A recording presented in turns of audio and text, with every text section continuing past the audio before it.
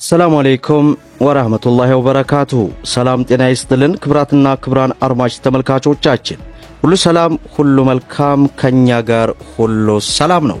በመላው ዓለም ላይ ለምትገኙ በተለይ በሀገር ውስጥ ለምትገኙ ለኢትዮጵያ ንግድ ባንክ ደንበኞች በሙሉ የኢትዮጵያ ንግድ ባንክ አካውንት ኖራችሁ የሞባይል ባንኪንግ አገልግሎትን ለምትጠቀሙ ሁሉ እንግዲህ የኢትዮጵያ ንግድ ባንክ ነው በዛሬው ዕለት የገንዘብ ደህንነታችሁን በተመለከተ ማስጠንቀቂያ ይፋ አድርጓል።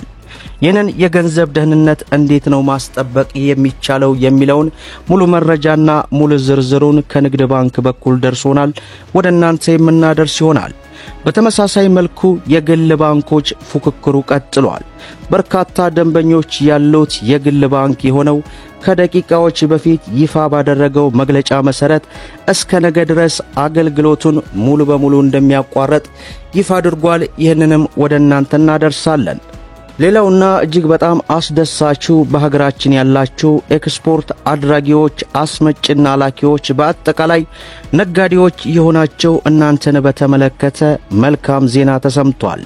በዚህን እናንተን ለመደገፍ የሚያስችል አዲስ አሰራር ተዘርግቶ ይህ አሰራር ምናልባትም እየታየ ያለውን የኑሮ ውድነት ቀለል በማድረግና የሚፈልጉትን ምርት ህብረተሰቡ በቀላል እንደ ፍላጎቱ ማግኘት የሚያስችል አሰራር ስለመሆኑ ተመልክተናል። በተመሳሳይ መልኩ በየክልሎች ገመድ በመወጠር የኑሮ ውድነትን እያባባሱ ባሉ ህገወጥ ኬላዎች በተመለከተ ከጉምሩክ ኮሚሽን በኩል አዲስ መረጃ ወጥቷል። ሙሉ ዝርዝሩን እንግዲህ ወደ እናንተ እናድርስ።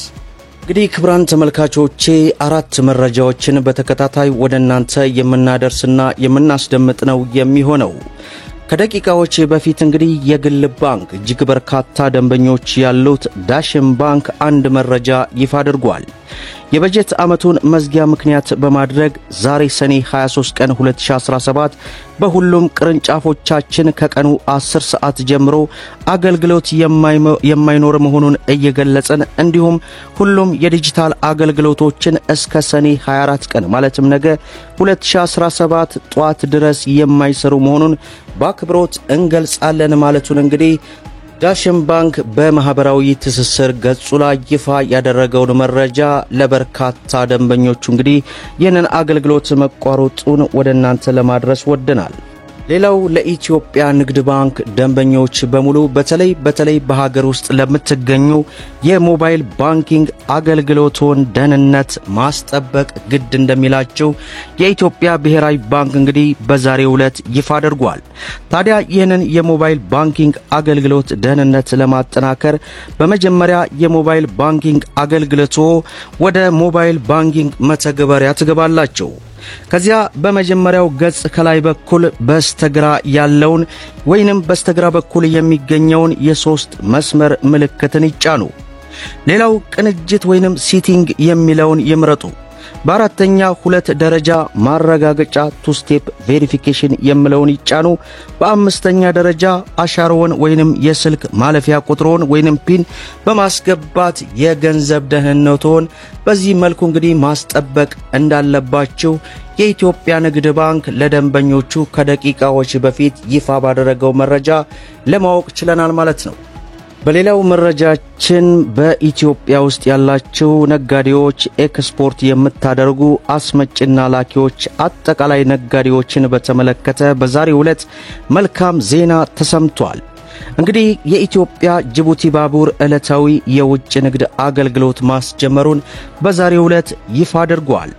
ኩባንያው ከሰኔ 24 ጀምሮ የውጭ ንግድ ጭነት አገልግሎትን በሳምንት ከ4 ቀናት ወደ ዕለታዊ አገልግሎት እንደሚያሳድግ ነው የገለጸው።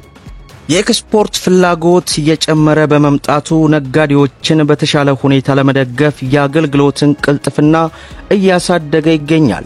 አሁን ምርቶቻችሁን በየቀኑ መላክ ትችላላችሁ ሲል የኩባንያው ሥራ አስፈጻሚ ታከለ ኡማ በማህበራዊ ትስስር ገጻቸው ላይ ያስነብበዋል። ታዲያ ኩባንያው የቡና የእህልና የሌሎች ምርቶችን የውጭ ንግድ ለማሳለጥ 106 የ200 ጫማ ኮንቴነሮችን ከጅቡቲ ወደ እንዶዴ ጭነት ግቢ ማዞሩን ቀደም ሲል ማስታወቁም ይታወሳል።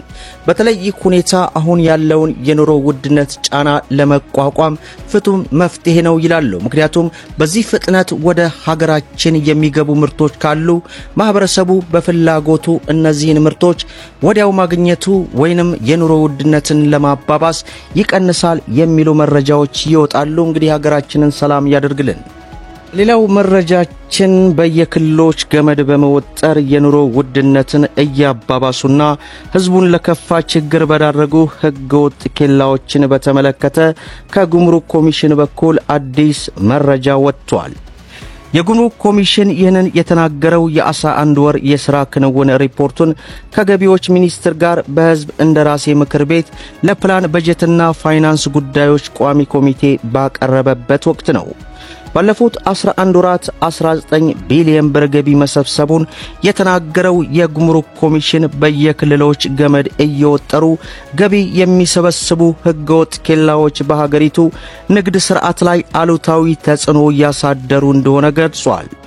በህዝብ እንደራሴ ምክር ቤት ለፕላን በጀትና ፋይናንስ ጉዳዮች ቋሚ ኮሚቴ ህገወጥ ኬላዎች በነፃ የንግድ ዝውውር ላይ ጫና ያሳደሩ በመሆኑ ይህንን ችግር በቀጣይ በጀት ዓመትም እንዳይቀጥል ምን እየተሰራ ነው ሲል ጠይቋል።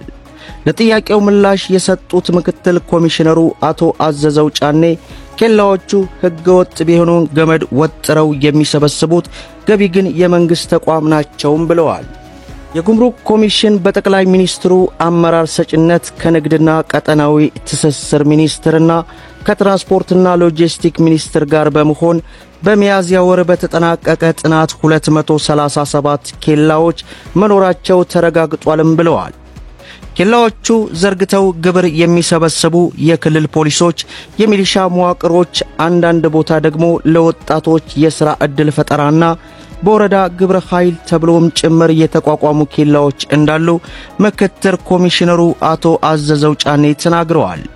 ይህም በአብዛኛው የሀገር አቋራጭም ጭምር የሀገር ውስጥ ንግድ እንቅስቃሴ ላይ አሉታዊ ተጽዕኖ ማሳደሩን በተለይ የኑሮ ውድነት እንዲባባስ ያደርጋል ማለታቸውን ምክትል ኮሚሽነሩ ሲናገሩ ተመልክተናል። በተደጋጋሚ ህገወጥ ኬላ እንዲነሱ ከተለያዩ አካላት ሲጠየቁ መቆየታቸውን ይታወሳል። ለማሳያ ባለፈው ሰኔ 19 ቀን 2017 የሥራ ክንውን ሪፖርቱ ለህዝብ እንደራሴ ምክር ቤት ያቀረበው የትራንስፖርትና ሎጂስቲክ ሚኒስቴር ህገወጥ ኬላዎች በትራንስፖርት አገልግሎት ላይ እንቅፋት መሆናቸውን ተናግሮ ባደረግነው ክትትል በዚህ ተግባር ውስጥ የክልል ወረዳና የከተማ መስተዳድሮች በድብቅ እንደሚሳተፉ አረጋግጠናል ማለቱ ይታወሳል። ከሳምንት በፊት በተመሳሳይ ሪፖርቱ ለምክር ቤት ቀርቦ የነበረ የንግድና ቀጠናዊ ትስስር ሚኒስቴርም መሰል ጥያቄ አንስቶ በህገወጥ ኬላዎች ገቢ የሚሰበስቡ አካላት መኖራቸውን አረጋግጦ ኬላው እንዲነሳ እየተሰራ እንደሆነም ተናግሯል። ደመጥ ያለባቸው ወሳኝ የሆኑ መረጃዎችን ይመስላሉ። ቪዲዮውን ላይክ ሼር አድርጉት እያልኩ እስከ ፍጻሜው ድረስ አብራችሁን ስለቆያችሁ ልባዊ ምስጋናችንን እየሰጠን በሌላ ቪዲዮ እስከምንገናኝ ወሰላሙ አለይኩም ወራህመቱላህ።